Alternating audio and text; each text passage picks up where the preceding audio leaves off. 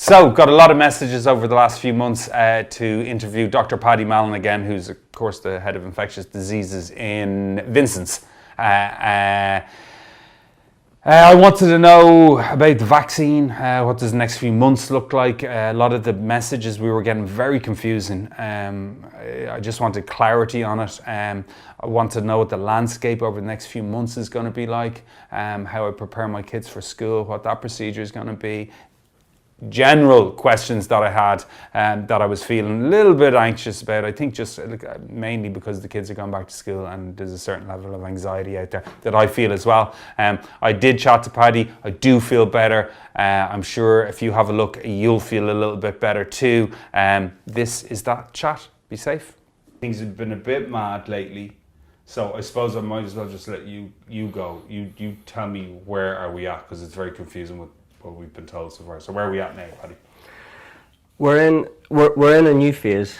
So the last time that we talked, we were in what I would say is this first phase where we were looking to crush the curve and get the numbers down as far as we could, and everything was focused, everyone was focused on that one goal, and we did really well at that as a country.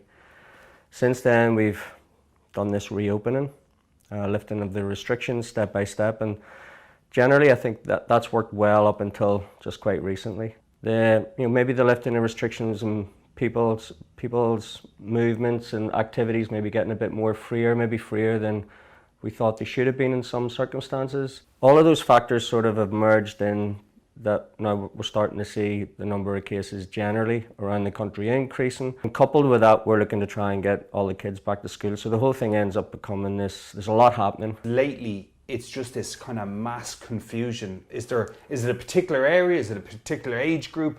Is there reasons for it? I think people got nervous when they saw New Zealand and they thought, well, New Zealand did everything right and they still fucked it up. So where is the problem, or what is the problem? So it's not that there's one particular problem. There's just a number of different things that are happening in the mix. What are those things then? So what we talked about, the things are some people not behaving properly.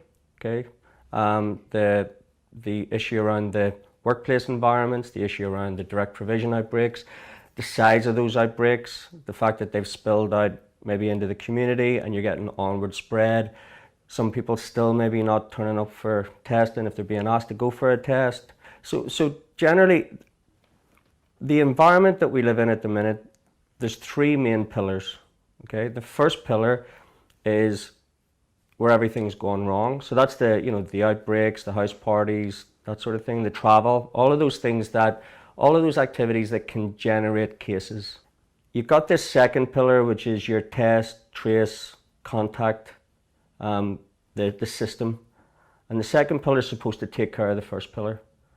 Okay? Yeah. And then you've got the third pillar, which is us, our livelihoods, our economy, restrictions, our freedom of movement. And these three pillars are really finely balanced. If the first pillar goes haywire and the second pillar can't cope with it, then the third pillar suffers. Economy suffers, our freedoms of movement suffers, we end up with more restrictions. But they're all interconnected, and we all have responsibilities around trying to keep an eye on these three pillars.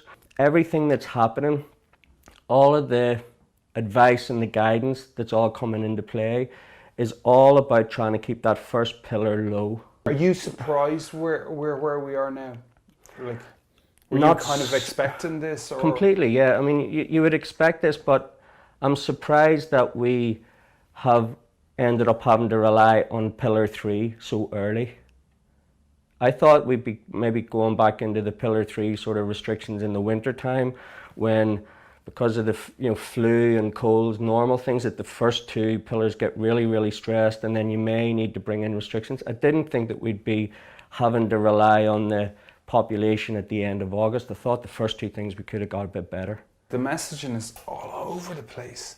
This is where the confusion is, and you're talking what are we're maybe 10 days, maybe a week away from kids starting school. People are, do I even want to send my kids to school? Do I just, how long is this going to go on for? What type of prep? What's your take on the whole going back to school thing? To me, going back to school is essential, but going back to school lies in that pillar 1. Because when we send the kids back to school, we're sending the kids back to school on the expectation that there will be an increase in cases. So the onus on everyone is, with their actions at the minute, is to keep their actions in tune so that we keep the cases low, so that when you add the opening of schools on top, not only if there's low cases, there's going to be less cases in school, less outbreaks, less stress on the system, and the system can manage and we can all get on with our lives. And that's why it seems incoherent that you'll say, we only want 6 people in houses, but we want 30 people in schools. And they're saying, well, that doesn't make sense. Well, it does make sense, because only having 6 people in houses from 3 different families means you keep the cases low. You know, we need to take a step back and recognise that a huge number of schools have put a lot of work into this.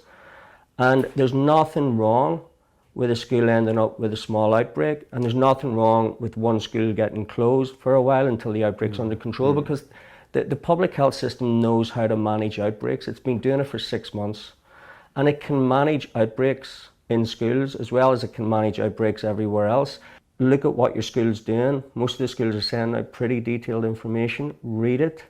Have a chat with the school about what your concerns are. Because the schools will be thinking about all of this, and keep vigilant. We know The flu season is just a little bit down the way, and I think this is what people are most anxious about, because they're like, do you get what about the flu jab? Do we still do that? Like, if my kid has like flu-like symptoms, then we can't differentiate between that or COVID. So like, what are they supposed to do, or how are they supposed to manage that period? And is that period going to be as bad as we think it's going to be? If you wake up and your kid's not well and you think that there could be COVID or they could have a flu-like illness, contact your GP, stay at home. In terms of whether this is, once flu hits, are we all going to go just lose our bonkers? minds, yeah. Everything that we should have done every other year to stop the spread of flu, we're doing. Plus, there's going to be much more offerings of flu vaccines right across the population this year. So there's going to be much wider flu vaccination opportunities. So, if you look at that, there's hopes for optimism that our flu season, hopefully this year, may not be as bad because of all the actions that we're taking. From a roots kind of level, like regarding, say, preparing your kids, like education on masks, because I still think people don't have a clue, Paddy. Like, people know you're supposed to wear a mask, but they don't know the procedure of wearing a mask, or, even going to school with your kids, you're supposed to wash their masks, obviously every day you wash the mask, or, their lunch boxes, are we bleaching them every day, or what are we supposed to do, like daily with our children, like getting them ready for school and coming back out of school? So the thing is, get the kids a few masks each, and same sort of thing with underwear. You want to wash your underwear regularly. You want to wash your mask regularly. The big thing when they're in school is surfaces. So a lot of the schools are developing these little hubs. You'll have a hub of people that you hang around with, share desks, that sort of space. The younger the kids are, it's going to be almost impossible for them not to be touching each other's gear and touching each other's lunch boxes. So you just have to accept that that's going to happen, but it'll be happening within a hub. Provided that the parents in that hub are responsible and don't send wee Johnny into school if he's sick, things should be fine. When my little Mahi comes home from school, right, what should I be doing? Should I be taking all her clothes off and washing them? Should it be like she's a frontline worker kind of thing? Should I be treating her like that now? It depends who's at home. It depends who's at home. It depends what's happening. If there's no cases happening in schools, then the thing to do would be bring her home, get her to wash her hands, get the lunchbox out, wash the lunchbox. Get into your evening clothes and away you go. Yeah. If there's someone vulnerable in the house and you're really worried about it, I know that what I used to do when I came home was I'd take my shoes off, wash my hands, I'd go upstairs and have a shower, and then I'd get on with the rest of my day. So it's really about the level of vulnerability. There's nothing wrong with being OCD, but at the same time, there definitely wouldn't be a recommendation out there that every kid has to cleanse themselves down or wash their uniforms every day and stuff like that. I think some people had this magic date of it's like 1999 again, where they just think you know, January is going to be this overnight, everything is going to change, there's going to be a vaccine and everything will be fit. Like, I suppose first thing, where do you know where we're at with a vaccine? Any Do you remember we were chatting about, I think there were 5 steps? Yeah. And I think when we were chatting back then, they were saying, oh, there'll be a vaccine in the autumn. There'll be a vaccine in the autumn, right?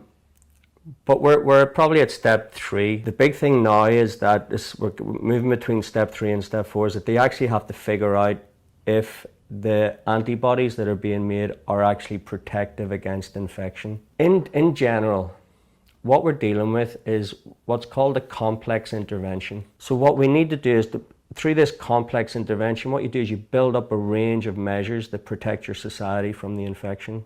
And hopefully the vaccine will be one of the major measures that will mean that a lot of the other measures that we're doing at the minute, a lot of these societal measures won't be needed as much. If you've had COVID, is it kind of looking like if you've had it once you can't get it again, or are you seeing repeat cases or anything like that? It's likely that if you've had it, you'll have perhaps an element of immunity, but I just don't know how long that's going to last.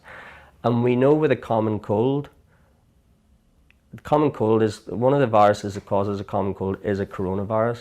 And we know with a common cold that you can keep on getting the common cold. It's not like, you know, it's not like the chicken pox where you get it once and you don't get it again.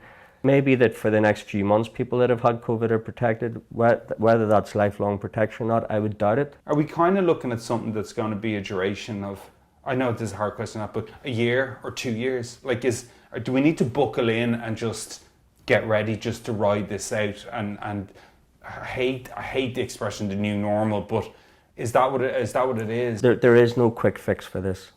But having said that, there is a way to control this so that we can get on with our lives. And it's important that people realize that this is where we're at the minute is not going to last forever. Without the vaccines and without the drugs, which is where we're at the minute, the strongest elements that we have to keep cases low are good policies. Because the reality is we're not getting back to complete normality. From an industrial perspective. That's what I mean. I just think it's like even my own industry. Like there's a lot of people and they're kicking things and they're just going, oh, do you know what? It's difficult. It's just relearning how to do things with this. Do you think, Paddy, we'll get to a stage where we have to kind of make a decision about, choose COVID-19 or choose kind of mental health? I think that the short answer will be no.